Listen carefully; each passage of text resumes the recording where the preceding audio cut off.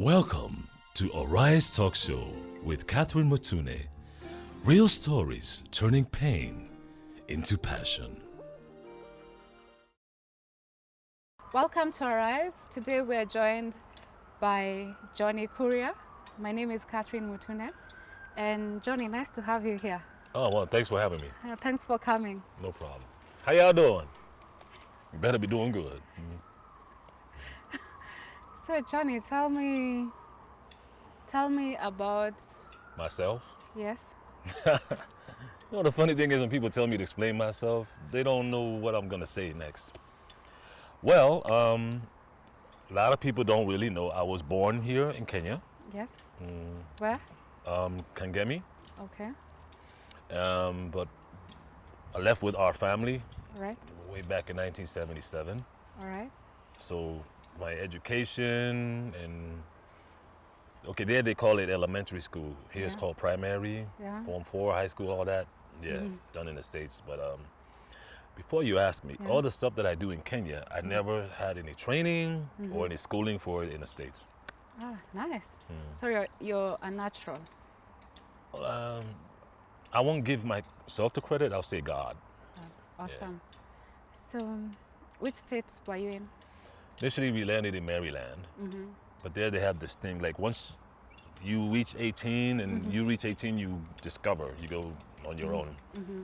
I pretty much covered 13 states. Yeah. I told somebody here that I covered 13 states. They're like, wow, that's so many. Like, no, there are 50. There are I didn't 50 even states. cover half, which is 25. Okay. It was Mustafa for mother-in-law. Yeah, Mustafa. Yeah. You're like, wow, you covered 13. Like, not really. Some people, like my mom, has never left her state. Okay. We landed in Maryland. She went to college. She works there, and she's retiring this year, September, in Maryland. But I mean, it's kind of like in Kenya. There's some people who are born and bred in one area, but Yeah. they don't leave. Yeah. Don't know why. Yeah. There's so much to see in life, Yeah, man. Yeah. Yeah, sorry. It's your So how thing. did you start out in media in Kenya? Wow. It was 1996 or 7. It was one of those times I came back, and I met this guy named DJ Pinye. Yeah. He was a hot DJ back then, and he used to have a show on, I don't remember if it was called Nation Radio or Yeah. Easy something. Yeah. So it was Dance Force. Yeah. So I got introduced to him by my cousin, because that time they were staying near golf course, Gumo, somewhere. Ngoma. So Pinay heard about me, I met him, then we talked about it, so I went in and started doing his show. Pinay, Dance Force. Then he was sponsored by Pilsner. Pinay, Dance Force, Himara, Kamasimba. So you I didn't like, know what I was saying, I just knew Simba was a lion. Okay. And I was talking about beer, like, whoa, just pay me Okay. more, man. But he No. didn't. So you like doing voiceovers? Actually, that's the first time I knew I could do one. Then Okay. I started thinking, people were telling me, like, the way you're talking, you're either good for tourism or media, voicing, presenting stuff.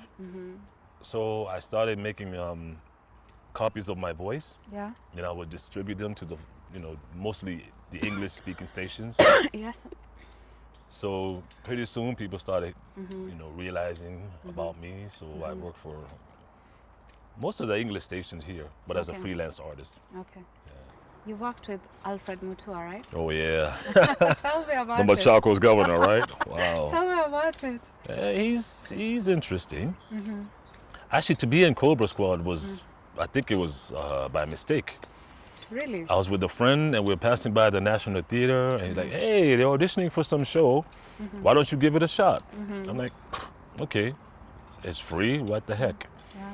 So I get there, I lined up, and that time he was the government spokesman. Yeah. So I'm like, "Yay, man, how you doing?" He's like, like, "No, man, I just see you on TV. How you doing?" Yeah. So I put a smile on his face, and I found out later on no one else made him smile that day. Uh-huh. So anyway, fast forward, I got a call. He told me I'd been casted to play the character of the doc, Yeah. who I found out was a minor character. Okay. But then Matua found out about my voice. So he would call me and pay me more for the Right. voiceovers, like, coming soon on Cobra Squad, previously on Cobra Squad, next week. So I'd be like, okay, fine, the doc is barely, you're not visible, you don't see him, but he's paying me more for the voice. Yeah. Hey, God Good is job. good. Yeah, so that was in 07, and we went to 2008. But because of the post-election violence stuff happening. I personally wasn't affected, and I thank God for that, but I know people who were. Okay. So then we waited for 2009 to do season 3. Never happened. Okay. And yeah, that's the same year I got called to do a movie with this lady named Angel Waringe, who's Okay. Miss Morgan from Tahiti High. Yeah. Yeah, we did a movie called Family Betrayal. Family betrayal. Yeah, I played her husband, Okay, nice. and it was interesting. It's still on sale in town right now for 300 shillings. Okay. So then after that, she kept telling me about this, a guy that they're looking for that has an American accent. I'm like, for what? So I'm gonna be honest, a show called Mother-in-Law. I'm like, wow. Is that the name of a show for real? Wow. Like what 85-year-old people there or what? So I was kind of reluctant because we were still thinking we're gonna get called back to do season 3. Of And the funny thing is, Cobra Squad will come at the same day, at the same time as Mother-in-Law, Oh dear. but different channel. Cobra Squad is Nation, Mother-in-Law was Citizen. Yeah. So I never used to watch Mother-in-Law because I'd rather watch the show that I'm in. Yeah. So then she convinced me, and I actually went there. I met Catherine Mamuyu, who was the head of Tahiti, and Naomi Kamau, who was the scriptwriter of Mother-in-Law. Yeah. And it was a pretty simple audition. They just gave me 3 lines to read. Yeah. So I read them.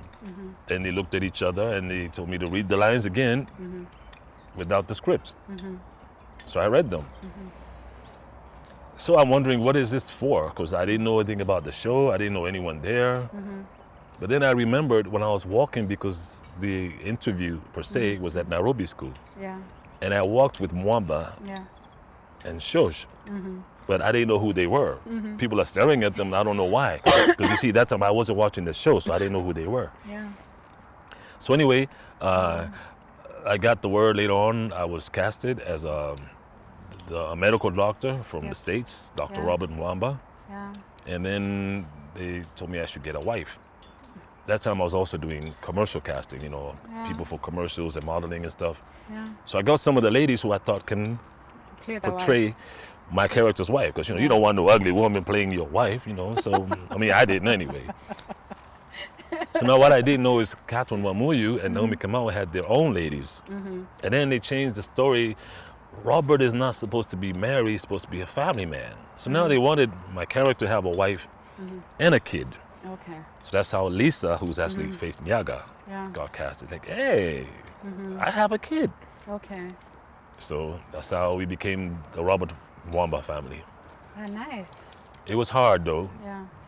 joining that show, because a lot of them were not used to my accent, Right. and I'm still not used to how by the way, this English here. There's even a time someone wrote a newspaper article about me, the Sunday Nation, and it was read all over Monday morning in front of us, the Mother-in-Law crew. So I asked the boss at the time, Catherine Wamoyo, like, hey, people are not gonna start hating my character now. Have you seen what they've written? Like, no, relax. Even bad publicity is It's good still publicity. Publicity. So even now, once in a while, I could be walking in town, and most of the times I'm on the phone. So when I put the phone in my pocket, they like poking me like a chicken. People poking me and poking me. So I get poked, and people ask me, wow, so is that how you talk? Is that your real accent? Yeah. Now, because I get that so many times, I put it on back to them. Yeah. Is that how you talk? Is that your real accent? No way. Exactly. I mean, you're gonna ask me, let me ask you too. So a lot of people have accused me of using a fake accent, Yeah. or thinking it's a fake accent. And I've even heard the stories, some people went to the States and came back, they talking American, and then 2 weeks later they're back to Kenyan. I'm like, the best way to find out if I'm faking it, give me something to read. Okay. Because I've seen people reading, and because I'm a voiceover artist, Yeah. and there's times where I'm training people how to read a voiceover script. And Lord have mercy, you can't control the shrub when you're reading. It comes out of you. It's like already inside of you. So, I mean, but at the end of the day, people have haters. Yeah. Yeah, not everybody's happy what you're doing, what I'm doing. I've even been told to my face, oh, I have someone that can do better than you. Like, why are they not here then? Yeah. So let me ask you, Do you think there's a Kenyan English and a proper English? Oh, wow.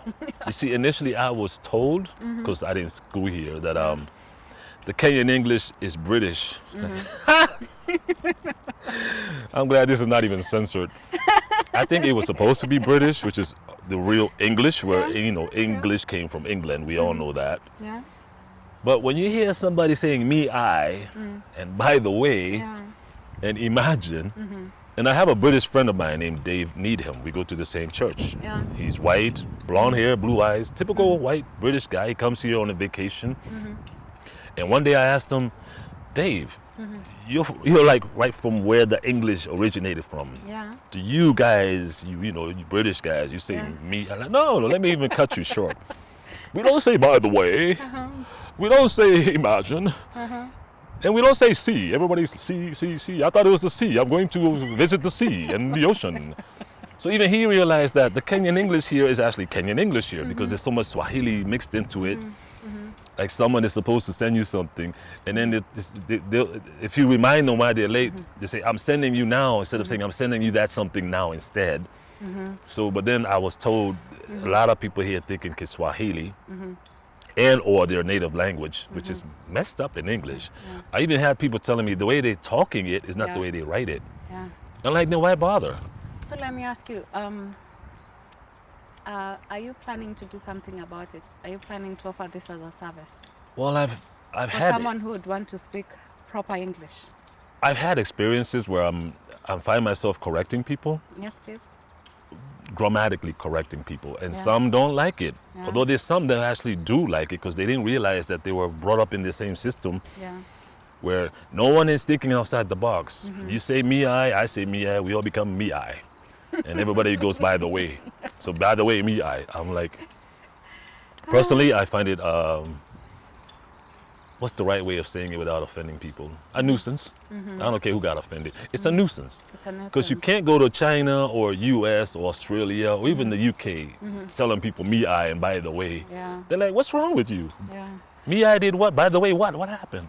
It doesn't make any sense. Tell me about your stay in Kenya and your search for God. Oh, God. Well, I mean, I've been searching for God my whole life, pretty much. Being raised in the States, people think we had it easy, and being in the States is paradise.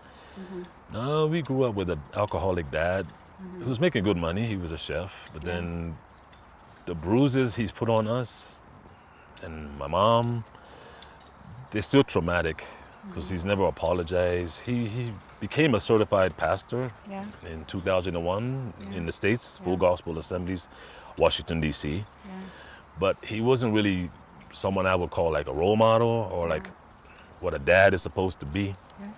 So personally, I won't even say about the rest of my family. I've been through ups and downs, and even down here.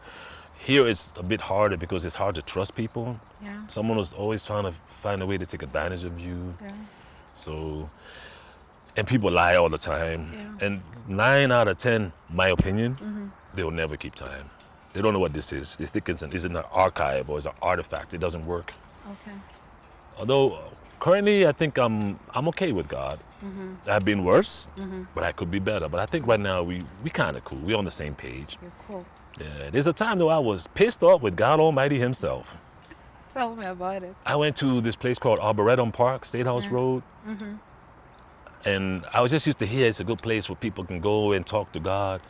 So I go there, there's like a bunch of monkeys. I'm like, I hear about a park and the first thing I see is monkeys. There's no one here, it's just monkeys. And they're fighting over bananas. Like, I'm going bananas. So anyway, I found a place somewhere deep down the road. I made sure nobody was around. So I started blasting God. It's like, you're supposed to be this high almighty God, we serve you, what do we get back? We worship you, we bow down to you, we thank you, and what are we getting back? What are we, just your subjects? We're just your slaves? It's all about you and your kingdom. We don't have our own brain, we don't have our own thoughts. If we don't do what you don't like or what you like, we go to the devil. You punish your kids like that. So I was so pissed off with God because this something I was really expecting, and it didn't come. And one thing I know, there's 3 things about God. If the answer is yes, You see, or someone, You'll see. it'll manifestation. You know, Yeah. you'll see the manifestation. Yeah. But you don't know the difference between no and wait. So God could be telling you to wait for something, and the whole time the answer was no. Yeah. Or you could be thinking the answer was no, but the whole time he was telling you to wait. Yeah. So between the no and the wait, it's like confusing. Very confusing. So that day I went, I blasted God, and funny thing is, like 2.5 hours later, I'm walking out of there praising God like crazy. Okay. I was mad as hell, then I'm happy as heaven. Then like 2 weeks later, I don't know what happened, I got pissed with God again. Yeah. You see, some people, they blame the devil sometimes for the wrong things. Really? Yeah, how can you say, oh, the devil made me do it? Or I was waiting on God, but in the meantime, the devil came in. The devil made me do it. The devil doesn't make you do anything, because just like God, he gives you an open mind. You have a choice. Yeah. So again, I found myself pissed off with God. I did a job, and it was taking so long to be paid. Yeah. And then it was a voiceover, so my ads are running and running. Oh, that time I was at, I remember, it was an NSSF building. So then that day, because it's like walking distance from town, Yeah. I decided to walk back to town. Yeah. Then as I cross the street, I see the Freemason building. Yeah. Like, whoa, okay. People talk about this building, but I've never been there. Okay. And remember, I'm not really happy with God, mind you. Yeah. So I decided I'm already walking back to town. Let me just go to the Freemason building, see what happens over there. Yeah. Because people say what they want to say. I want to see for myself. Yeah. Seeing is believing. Exactly. I mean, thank God I'm not blind. Hey. So then I get there, and then it's got one of those gates that's got bars at the gate. So I talk to the watchman, like, hey, excuse me, can I come in? Like, yeah, sure. But you have to be a member. Like, okay. So then before I'm thinking about what it means by being a member, I looked at the windows.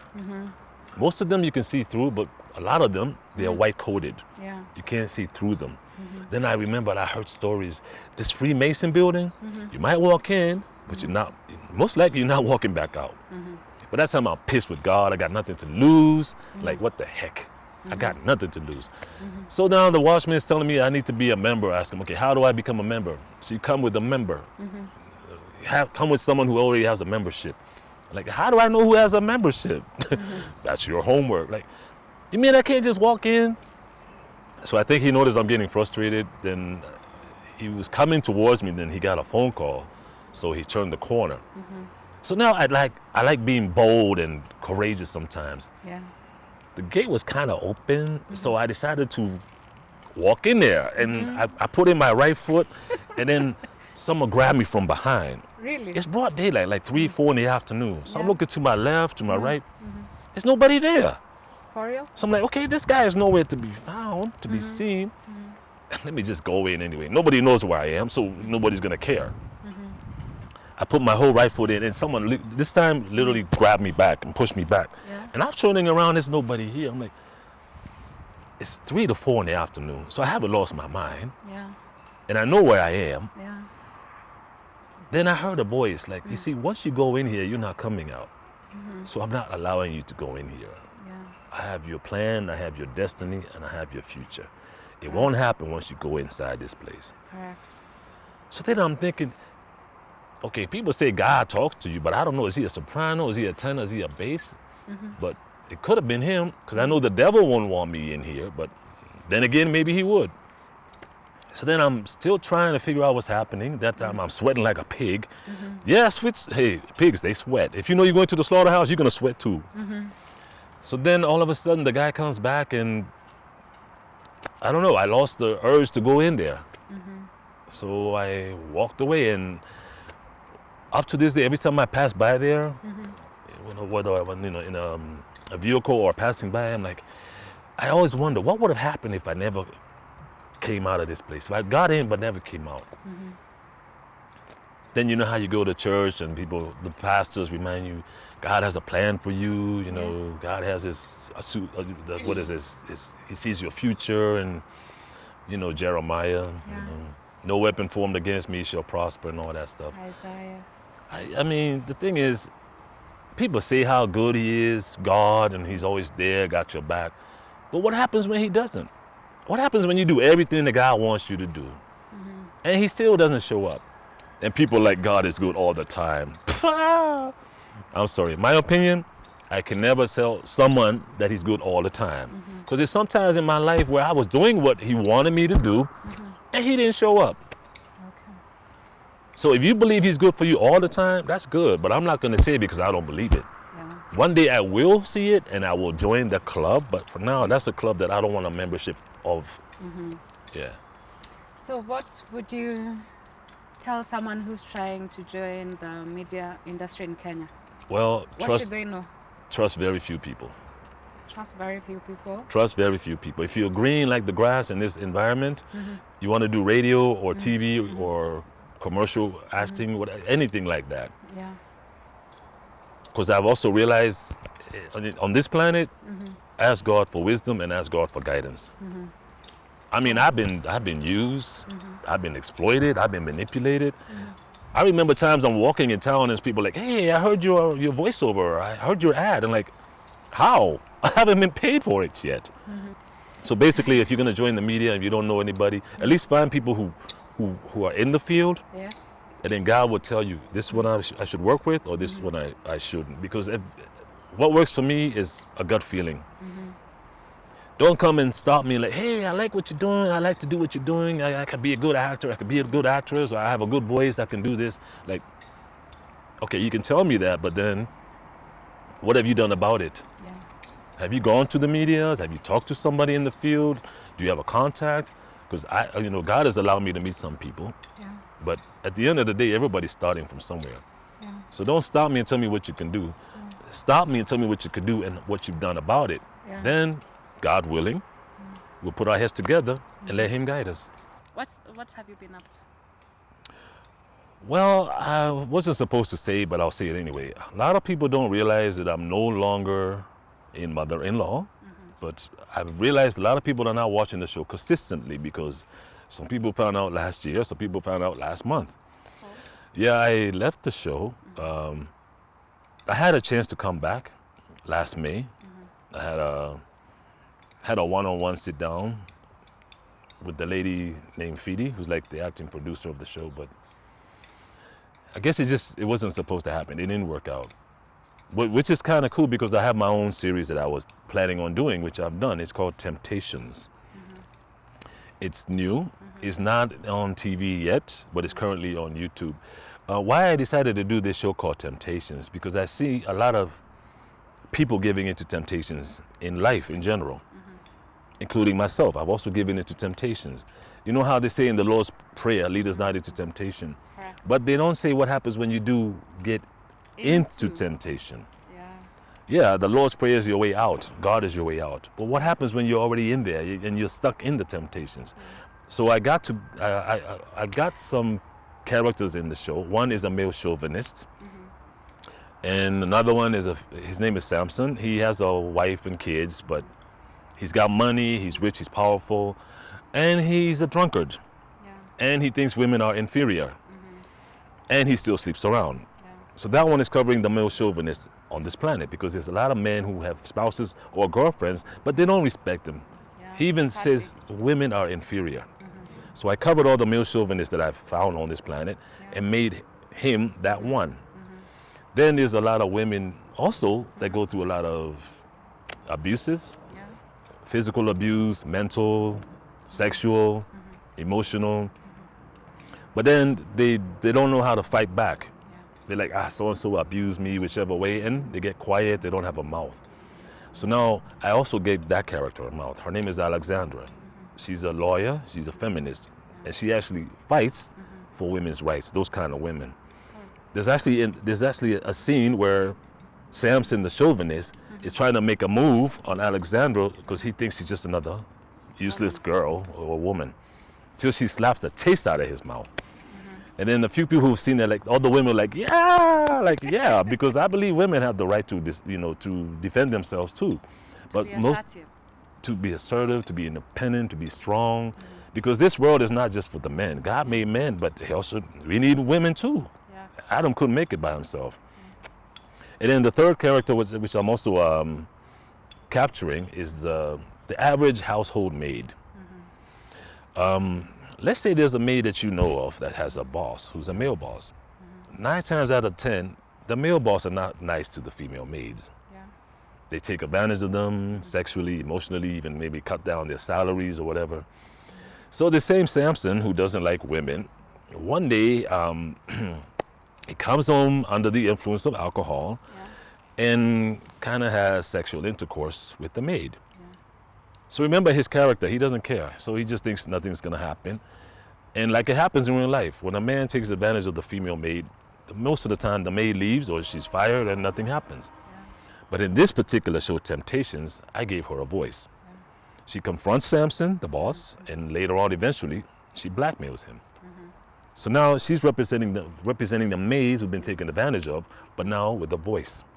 And Alexandra's there taking care of the female, the females who don't have voices, because she's the lawyer. So those are the 3 characters: Samson, Alexandra, and Edna the maid. Okay. Why did I make this thing happen? Okay, I haven't made it. God gave it to me.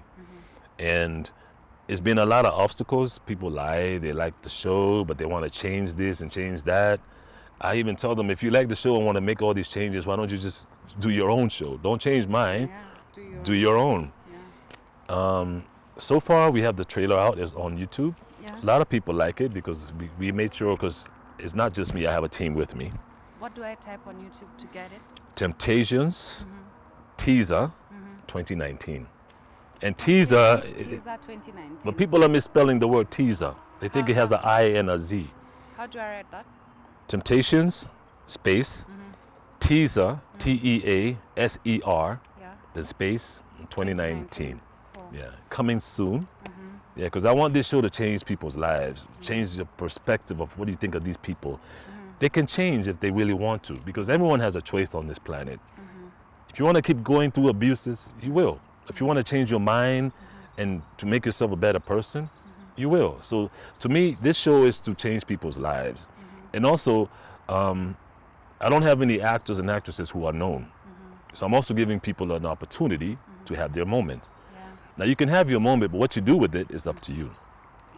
So it's also like another way of job creation. So, I mean, I know how it is. Here they call it the hustle. In the States, it's called it's called the grind. Nobody wants to sit on your butt all day. If you got a talent and you got a goal and a vision, follow your dream. Don't let nobody bring you down. I have people who hate on me. My number is spammed. I got people who hate because, let's be honest, when you're doing something good, not everybody's gonna like that. So let me ask you, do you think we have space for real content in Kenya? Real stories that can actually change people's lives, that can be thought-provoking, that can make us question the social injustices in our country?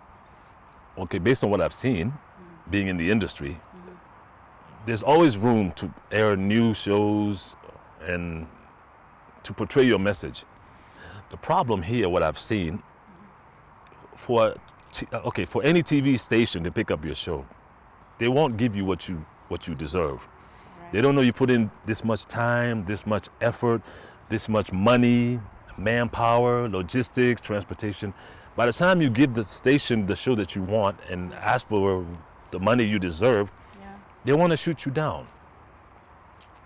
That's the problem with the Kenyan television So there is series. talent, but people are not willing to pay for quality. They don't want to invest in the talent. Okay. Yeah.